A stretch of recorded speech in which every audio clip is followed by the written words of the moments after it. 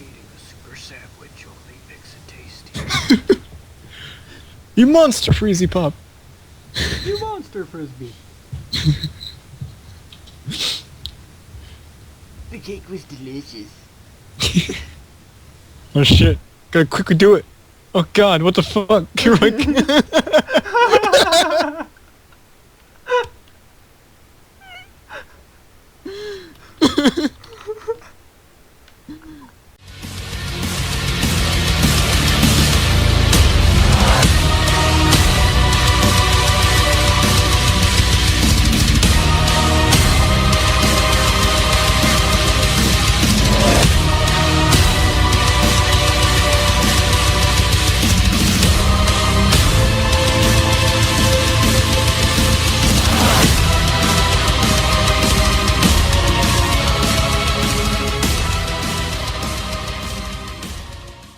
Hey guys, Vance here from Starcom, and as I promised in an earlier video, we're going to be taking a look at the Robin Hood of the Warframe universe, Ivara. Now, Ivara's pieces are going to be dropping from spy missions, varied through all the different difficulties throughout the spy missions.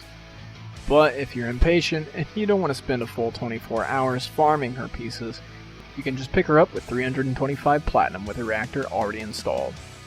Getting straight into this build, I chose to go with Energy Siphon, Power Drift, Overextended, Transient Fortitude, Fleeting Expertise, Prime Flow, Intensify, Narrow-Minded, Stretch, and Prime Continuity. The one thing that I have to say before we can even explain why we use these mods is that Transient Fortitude, Power Drift, and Intensify are all going to contribute to the power strength, making sure that the Artemis bow does as much damage as it can. Now with this build, it rounds out to about a little bit more gain of power strength, and it's a relatively low power strength, so this build is geared towards being a little bit more supportive. And if you wanted to go a little bit more damaging, you could simply take off a lot of these mods and then just make sure that you did all damage with an Artemis bow, and in that case I would recommend going with all efficiency and all strength. But for this particular reason, we're trying to fit every challenge imaginable within the game. Overextended and Stretch are going to contribute to our arrows affecting a bigger range, a bigger radius, as long as we're affecting enemies in the biggest range possible. This is going to reach a lot of different enemies in those situations where the pod is maybe getting crowded and you can use sleep arrows to keep everybody at bay. Or you can use an invisible arrow to cloak a down teammate, that way you can give them a revive or help your other teammates revive. Prime Continuity and Narrow-Minded are going to make sure that the status of our arrows lasts for the maximum amount of time. Prime Flow is quite simply because Ivara happens to have the biggest energy pool out of all the Warframes imaginable. Even Volt Prime. A big energy pool isn't the only thing that Ivara does best. Ivara does the best at going down. That's right, she's the squishiest Warframe in the game. But with that being said, that doesn't mean that she can't hang with the big leagues. No, because if ever you're in Prowl, which by the way doesn't cost you any energy at all to sit still with, meaning that you can stay in Prowl, you can stay invisible for the entire duration of the mission. This is incredible. This makes her a much longer range candidate than Loki or even Ash for invisibility. Being able to throw up different zip lines and support the team from a high distance and safe distance makes her a long range candidate for a lot of tanks up there. While your Chromas and Rhinos, Excals and Wukongs, Valkyrs are down raining hell on the battlefield, you can be high above all the nonsense and raining down the support. If ever that Valkyr gets caught in the middle of a nullifier and downed, you can shoot your Artemis bow to pop that nullifier shield. You can shoot the cloaking arrows to make sure other teammates can get to her and revive her easily, and you can also put these enemies to sleep, which is probably going to result in you doing a lot better as far as a team scaled situation. Now in spy missions or rescue missions where you've chosen to run stealth, powers that I deem useless in other PvE situations really have their time to shine here. you can cast the arrows that cause noise and will force the enemies to group up. That way you can really utilize the fact of Artemis Bow or even Navigator, which happens to show your arrows traveling, and you go into a mode where you steer it manually. Now, the controls for this are a little bit clunky. As far as I'm concerned, I wasn't able to steer my arrows to the best of my luck, so I don't normally use it, but then again, it is really handy in those situations where an enemy is just annoyingly stuck in that one spot every time at the end of a round. You use Navigator to just move your arrows straight to him. Now this will cost you energy to do that, so be wary of this. By now I've explained Ivara way too much, and you're just begging me. Vance, please, tell us what primary you used. Well, I'm going to tell you that. I know it's kind of a sin to have used Rakta Cerenos 2 times in a row, back-to-back, Wukong and Ivara, but it is so necessary. Rakta Cerenos with Ivara is like peanut butter and jelly. They just go together, and they're just so great together. It's not like you really need the energy, especially if you have Energy Siphon and everybody else in your squad has it too, but it's really nice to be able to use Rakta Cerenos and keep getting your energy back every time you use your sleepy arrows. Notice that when you use Artemis Bow, you're not actually killing things technically with the Rakta Cerenos, therefore it won't return your energy and it won't do that Syndicate benefit proc. However, if you are using Rakta Cerenos, it is an incredibly damaging weapon all in its own right. I use Serration, Hammer Shot, Crash Course, Cryo Rounds, Point Strike, Split Chamber, Vital Sense, and Infected Clip. The reason for this is because it does a lot of viral damage, and it also crits pretty often. As far as it standing next to Dread and the damage table, I feel like this is more useful and does a lot more DPS than Dread. Notice that with Dread you'll hit red crits, and you usually one-shot absolutely everything, but keep in mind, people, that we're talking about DPS here, damage per second. With Rakta Cerenos, when that 2000 affinity is acquired, you really do that AoE blast that kills pretty much everything in your vicinity, and that makes it a little bit more viable in long-range gameplay.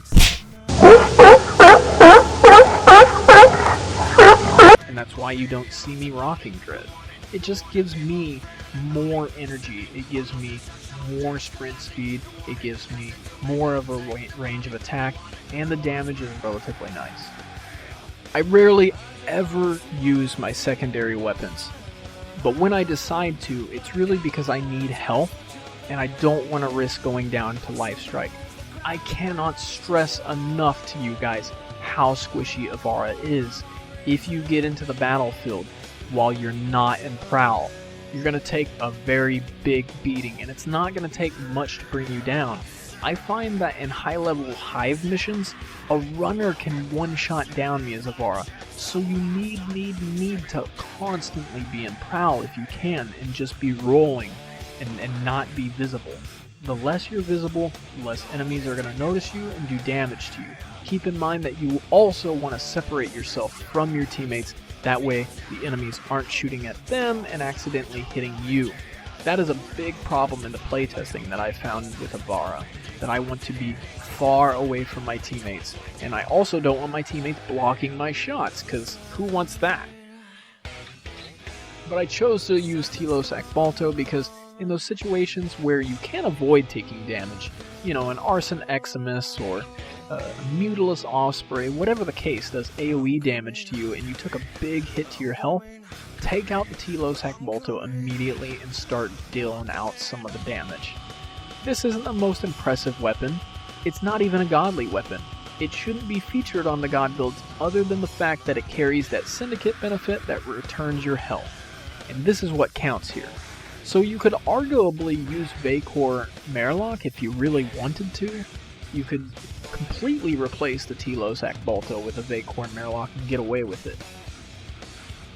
I mean, as long as you have a Syndicate benefit that procs, goes off and gives you your health back, who am I to judge?